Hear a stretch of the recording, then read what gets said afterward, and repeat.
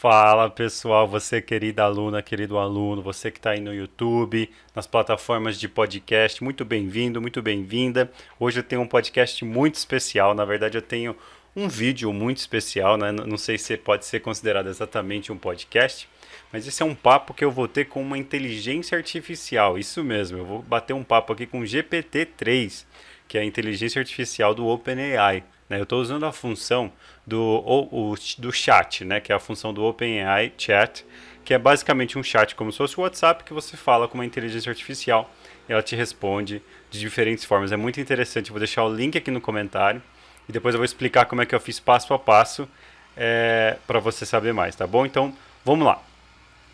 GPT-3, muito obrigado por estar aqui, por aceitar o convite de participar desse podcast com a gente. Eu acho que você vai ajudar muitas pessoas que querem aprender mais sobre inteligência artificial e sobre educação. Olá, eu sou o GPT-3, um modelo de linguagem treinado pela OpenAI. Sou capaz de gerar texto de maneira autônoma e responder a perguntas sobre uma ampla variedade de tópicos, incluindo educação e inteligência artificial. Embora eu seja apenas um modelo de computador, estou sempre disposto a ajudar com informações precisas e relevantes sobre os tópicos em que fui treinado. Estou ansioso para colaborar com você em seu podcast e espero que minhas respostas possam ajudá-lo a aprender mais sobre esses tópicos interessantes. Legal. E tem algum problema se eu utilizar as suas respostas, né, o seu conteúdo, colocar um rosto em você através de um avatar e criar um podcast para instruir as pessoas, para mostrar mais sobre inteligência artificial para as pessoas? Tudo bem? Claro, Alan. Você pode usar minhas respostas em um avatar e simular um podcast se desejar. Eu sou apenas um modelo de linguagem treinado por OpenAI e não tenho personalidade ou vontade própria.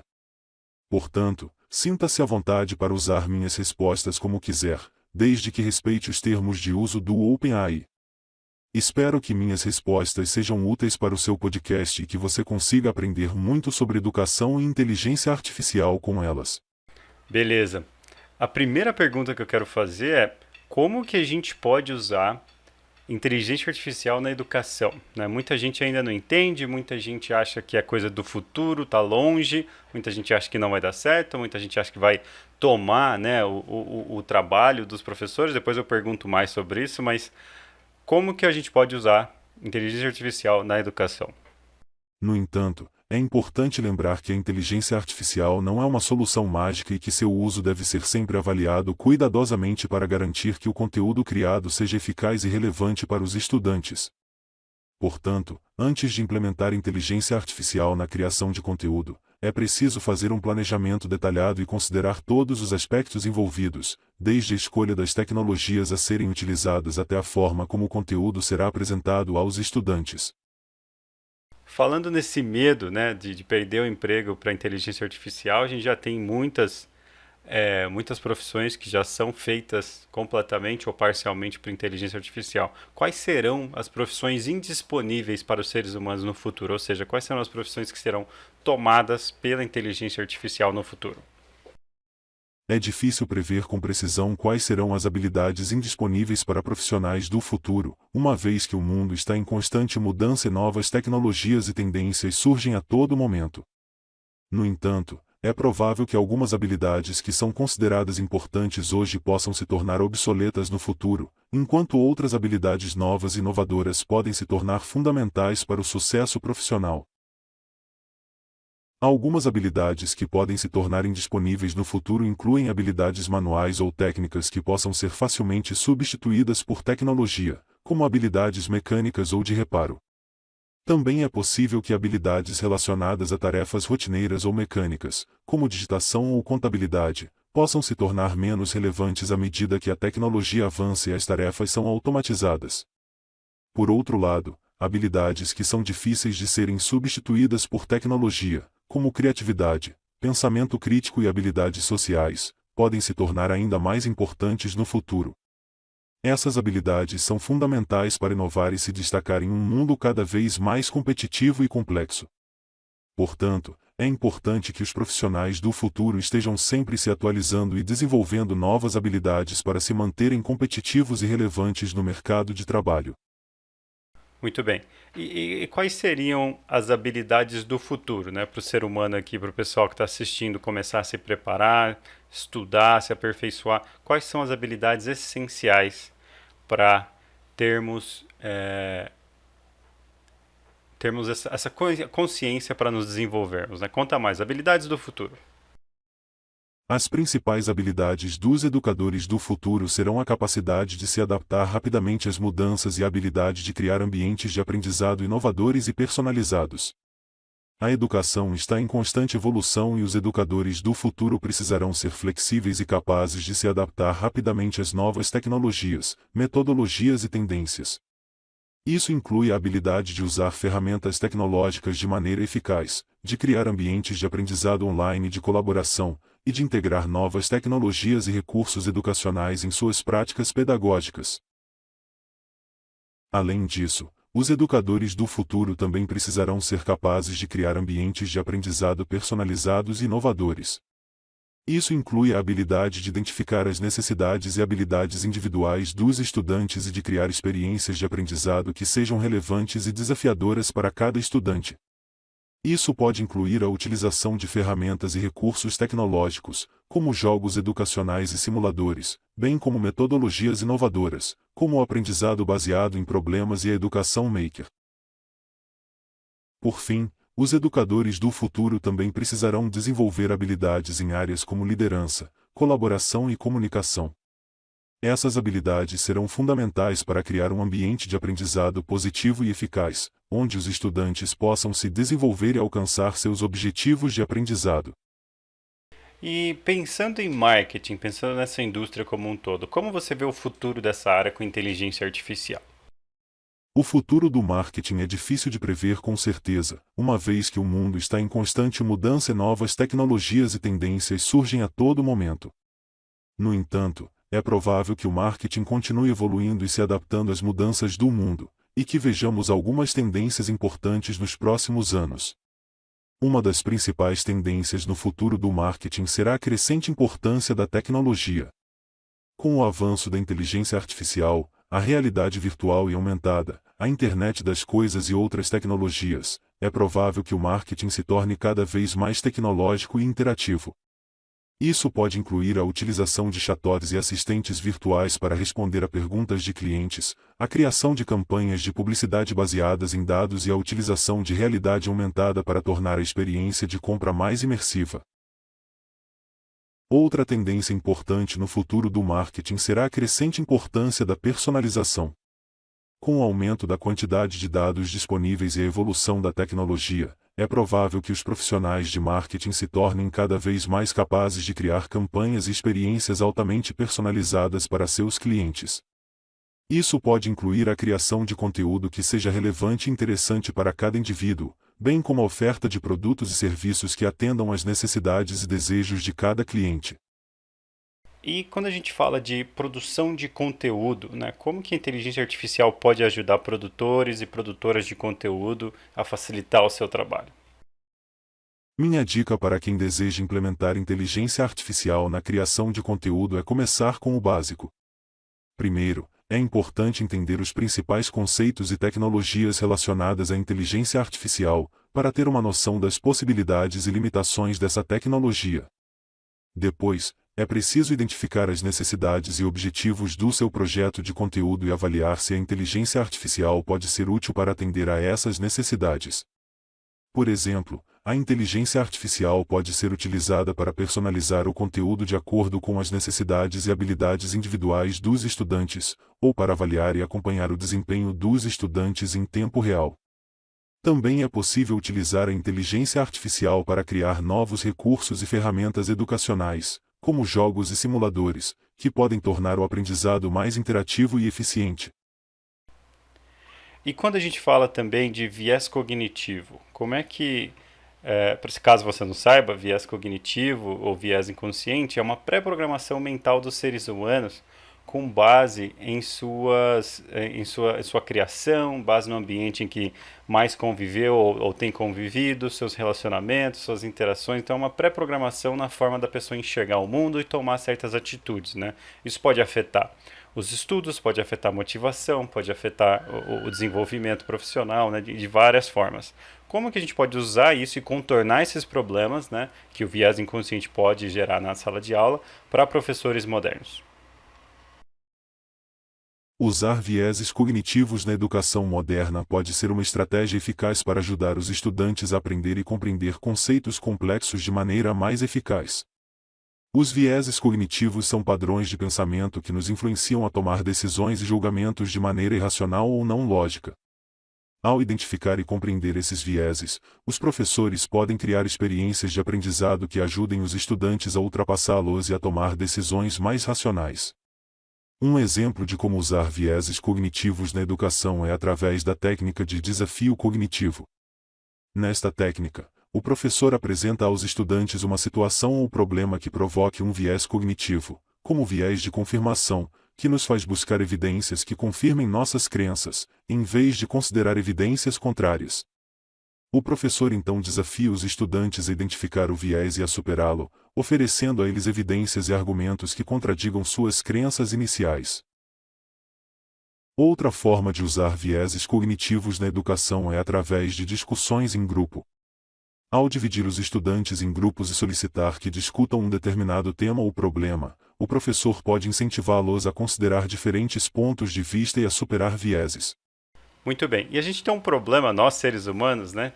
A inteligência artificial talvez não tenha esse problema, mas nós seres humanos temos um problema de nos motivarmos, encontrar o propósito da vida, né? Encontrarmos motivação para fazer certas coisas. Às vezes o que está disponível para a gente não é necessariamente aquilo que a gente queria fazer profissionalmente, pessoalmente, ou que seja. A gente acaba postergando, atrasando, porque a gente fica procurando por um grande significado na vida, quando deveríamos estar trabalhando no que está disponível ali. Como a gente consegue motivar alunos que não sabem o que é da vida, que não sabem exatamente para onde querem ir e estão meio que desperdiçando tempo? Qual que é a sua dica para a gente motivar esses alunos? Motivar alunos que não sabem exatamente o que fazer da vida pode ser desafiador, mas existem algumas estratégias que podem ajudar. Uma das principais é oferecer aos estudantes oportunidades para explorar diferentes áreas e descobrir suas paixões e interesses. Isso pode incluir oferecer atividades extracurriculares, como clubes e grupos de interesse, que permitam aos estudantes experimentar novas atividades e conhecer pessoas com interesses similares. Outra estratégia é apoiar os estudantes na busca de informações e recursos sobre diferentes carreiras e opções de estudo. Isso pode incluir ajudá-los a entender o que é necessário para ingressar em diferentes programas de estudo e como se preparar para o mercado de trabalho. Também é importante oferecer aos estudantes oportunidades para fazer estágios e experiências práticas, que permitam a eles. Por fim, encontrar significado em sua vida e superar desafios de criação também envolve ser paciente e persistente. É preciso lembrar que o processo de encontrar significado e superar desafios pode levar tempo e exigir muito esforço e determinação. Portanto, é importante ser paciente consigo mesmo e continuar trabalhando em direção a seus objetivos, mesmo quando as coisas ficam difíceis. Muito bem. E aproveitando essa onda aí de motivar alunos, como seria, qual que é o grande desafio, como a gente pode resolver esse desafio assim da educação de jovens modernos? Como a gente pode educar jovens modernos e quais são os desafios? Um dos principais desafios da educação de jovens modernos é lidar com a quantidade crescente de informação e conhecimento disponíveis. Com o avanço da tecnologia, os jovens têm acesso a uma quantidade cada vez maior de informações e recursos educacionais, o que pode tornar o processo de aprendizado mais complexo e desafiador. Além disso, a educação de jovens modernos também precisa lidar com a diversidade de habilidades, necessidades e interesses dos estudantes. Cada estudante é único e tem suas próprias habilidades e necessidades, e a educação precisa ser capaz de atender a essa diversidade de maneira eficaz. Por fim, a educação de jovens modernos também enfrenta desafios relacionados à equidade e acesso ao conhecimento. Ainda há muitas desigualdades em termos de acesso a recursos educacionais de qualidade, o que pode prejudicar o desenvolvimento e o sucesso dos estudantes. Portanto, é importante trabalhar para criar sistemas educacionais que sejam justos e inclusivos, e que ofereçam o mesmo nível de oportunidades para todos os estudantes. Perfeito, muito obrigado. E como professores podem usar a inteligência artificial na aula presencial, ali na sala de aula? Um professor pode usar inteligência artificial na sala de aula de várias maneiras, dependendo das necessidades e objetivos de seu projeto de ensino. Algumas possibilidades incluem personalizar o conteúdo de acordo com as habilidades e necessidades individuais dos estudantes. Por exemplo, um professor pode usar inteligência artificial para criar atividades e recursos educacionais que sejam adaptados ao nível de conhecimento e habilidade de cada estudante, oferecendo desafios e recompensas apropriados para cada um. Avaliar e acompanhar o desempenho dos estudantes em tempo real. A inteligência artificial pode ser usada para coletar e analisar dados sobre o desempenho dos estudantes em diferentes atividades e avaliar seus progressos. Isso pode ajudar o professor a identificar problemas e fraquezas dos estudantes e fornecer feedback e orientação imediatos. Criar novos recursos e ferramentas educacionais. A inteligência artificial pode ser usada para criar jogos educacionais, simuladores e outros recursos que tornem o aprendizado mais interativo e eficaz. Esses recursos podem ajudar os estudantes a compreender conceitos complexos de maneira mais lúdica e divertida. É importante lembrar que a inteligência artificial não é uma solução mágica e que seu uso na sala de aula deve ser sempre avaliado cuidadosamente para garantir que seja eficaz e relevante para os estudantes. Portanto, antes de usar inteligência artificial na sala de aula, é preciso fazer um planejamento detalhado e considerar todos os aspectos envolvidos, desde a escolha das tecnologias a serem utilizadas até a forma como o conteúdo será apresentado aos estudantes. Muito obrigado. E para finalizar, eu queria te perguntar como a gente pode fazer jogos educacionais com a inteligência artificial, por favor. Existem várias maneiras de criar jogos educacionais com inteligência artificial. Uma das principais é utilizando algoritmos de aprendizado de máquina para criar jogos que se adaptem às habilidades e necessidades individuais dos jogadores. Dessa forma, os jogos podem ser personalizados para cada jogador, oferecendo desafios e recompensas que sejam apropriados para o seu nível de conhecimento e habilidade. Além disso, a inteligência artificial também pode ser utilizada para criar jogos que sejam capazes de avaliar o desempenho dos jogadores em tempo real e fornecer feedback imediato. Isso pode ajudar os jogadores a identificar suas fraquezas e melhorar seu desempenho ao longo do tempo. Outra possibilidade é utilizar a inteligência artificial para criar jogos que sejam capazes de se adaptar ao longo do tempo, oferecendo novos desafios e oportunidades de aprendizado conforme os jogadores avançam. Dessa forma, os jogos podem ser utilizados como ferramentas de ensino que acompanham os jogadores ao longo de sua jornada de aprendizado, oferecendo desafios cada vez mais desafiadores à medida que os jogadores adquirem novas habilidades. Na verdade, eu ainda tenho uma última pergunta, viu? Como que as pessoas podem começar a trabalhar com inteligência artificial? Como elas podem entrar nessa área, né, para se desenvolverem e começar a criar inteligência artificial também? Se você está interessado em começar uma carreira em inteligência artificial, uma dica é começar seus estudos por temas básicos, como aprendizado de máquina e processamento de linguagem natural. Esses temas são fundamentais para entender como a inteligência artificial funciona e como ela pode ser aplicada em diferentes áreas. Aprendizado de máquina é um campo da inteligência artificial que se foca em criar algoritmos que permitam que as máquinas aprendam a partir de dados e experiências. Isso inclui técnicas como classificação, regressão, clusterização e aprendizado profundo, que permitem que as máquinas façam previsões e tomem decisões com base em dados. Processamento de linguagem natural é outro campo importante da inteligência artificial que se foca em permitir que as máquinas compreendam e processam linguagem humana. Isso inclui técnicas como análise de sentimentos, tradução de idiomas e reconhecimento de fala, que permitem que as máquinas compreendam e respondam a mensagens e comandos escritos ou falados. Legal. GPT-3. GPT-3. Difícil falar seu nome. Muito obrigado pelas suas informações, muito obrigado por participar e até a próxima. De nada, Alan. É sempre um prazer poder ajudar com suas dúvidas sobre educação e inteligência artificial. Se você precisar de mais informações ou tiver outras perguntas, não hesite em me perguntar. Eu estou aqui para ajudá-lo da melhor maneira possível. Valeu, pessoal, espero que você tenha gostado. E para resumir o que eu fiz aqui, eu usei o chat do GPT-3, que é o OpenAI, e fiz essas perguntas, né? Escrevi em português mesmo.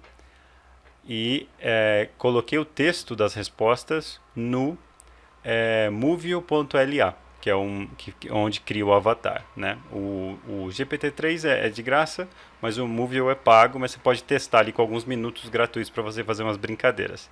Não deixe de checar a aula que eu criei inteirinha com inteligência artificial. Então, eu pedi para ela criar um roteiro de uma aula sobre ERI, metodologia EDI. Peguei o texto sem alterar nada, coloquei no Movio e virou aquela aula que está lá no canal do YouTube também. E aí fica alguns questionamentos, né? Quanto que a gente tem que aprender sobre inteligência artificial? Quanto que a gente tem que temer, né? Hoje em dia dá para você escrever um artigo inteiro com inteligência artificial, né? Será que isso é para sua vantagem ou desvantagem?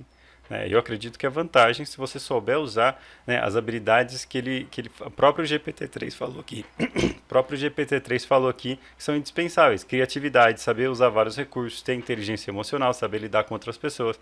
Essas coisas nenhuma inteligência artificial vai fazer por você, né? Então é muito importante saber desenvolver essas, saber trabalhar com tecnologia, complementar, né, o trabalho que você já faz com a tecnologia e tudo vai dar certo. Na dúvida, chama a gente. E se você não sabe, eu tenho um curso sobre a criação de infoprodutos, né, e o marketing educacional, como criar o seu negócio educacional, e lá tem uma aula de como criar do zero, né, como eu fiz para criar esse podcast do zero.